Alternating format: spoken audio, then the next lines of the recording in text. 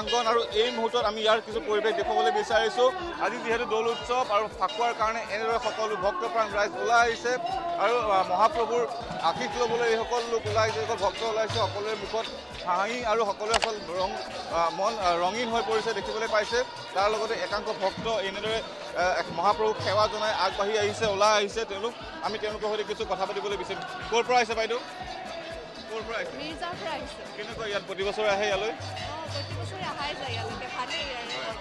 ফাকুৱাৰ শুভেচ্ছা জ্ঞাপন কৰিছোঁ থেংক ইউ আপোনালোকেও থাকিব ধন্যবাদ আমি দেখুৱাইছোঁ আচলতে এগৰাকী ভক্ত ইতিমধ্যে মহাপ্ৰভুৰ আশীষ লৈ তেওঁলোক ইয়াৰ পৰা ওলাই আহিছে আমি জালুকবাৰীৰ পৰা আহিছোঁ কেনেকুৱা লাগিছে ভাল লাগিছে ভালে প্ৰতি বছৰে আহি আছোঁ আমি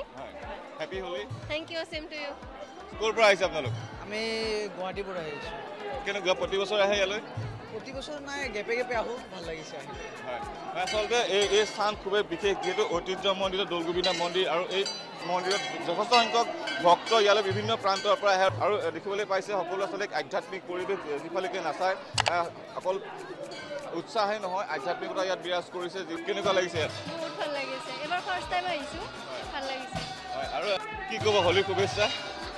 আপোনালৈও থাকিল হোলীৰ শুভেচ্ছা হয় আচলতে এনেদৰে আৰু ইফালে আনফালে যদি দেখিবলৈ পাইছে ইয়াত